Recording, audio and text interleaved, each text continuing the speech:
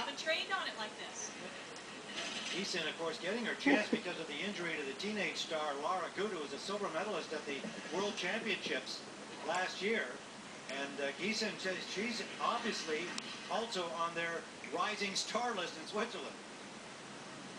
This is such an amazing turn right here. I mean, it's a complete roundhouse bank turn, and it takes so much strength to stay on line there. And then, of course, there's a really hard right footer, left footer. I mean, they just keep coming at you on this course. Throwing a lot of snow there. See how low she is in her line. Now, that's going to cost her more time.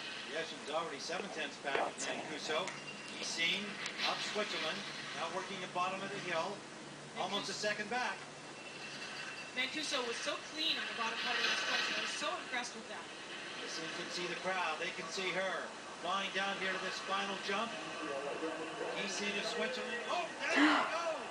Giesen, one ski came flying off immediately on impact.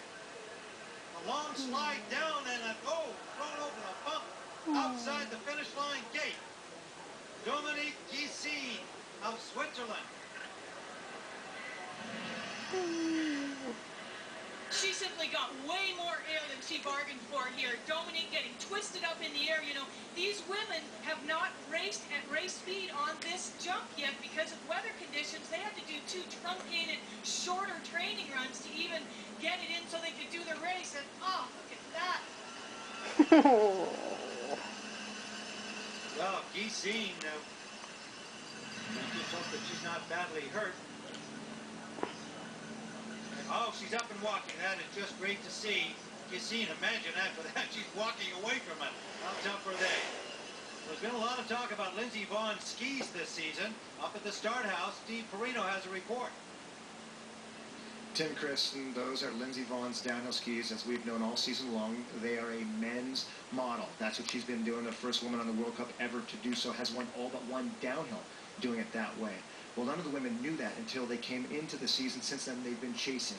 In fact, Anya Pearson, one of her closest competitors, even tried men's downhill skis in the final training run, said she couldn't handle them. What we do know is they work better when the course is rough. And it is rough today, Kristen, as you pointed out.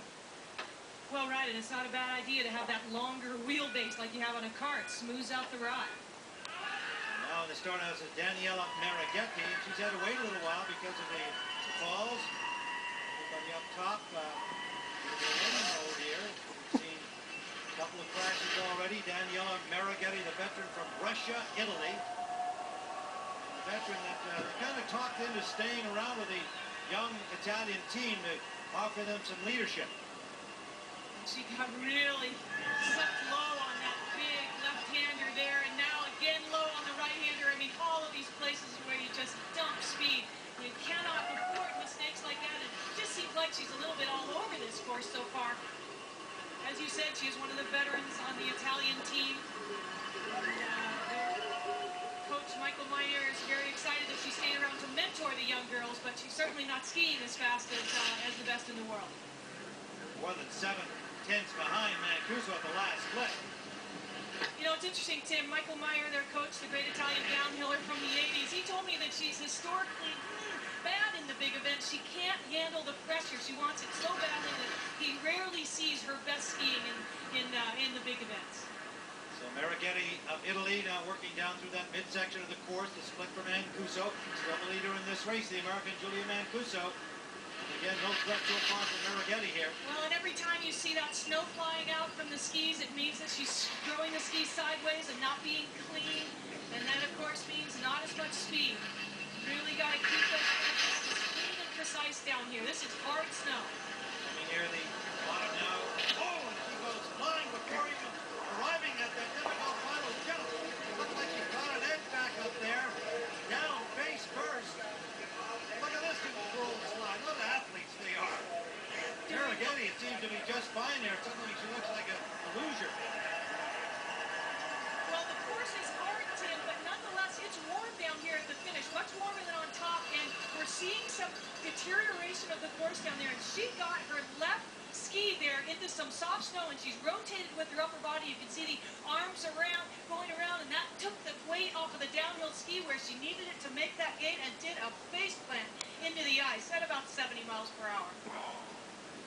I'm just always amazed by these athletes, how they can take a crash like that, put doubt they've got some bruises, but Geesine got up and walked away from her horrifying looking crash.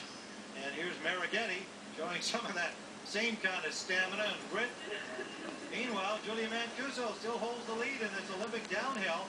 All the big guns still to come, however, including American teammate Lindsey Vonn. She's getting a radio report from the coaching staff.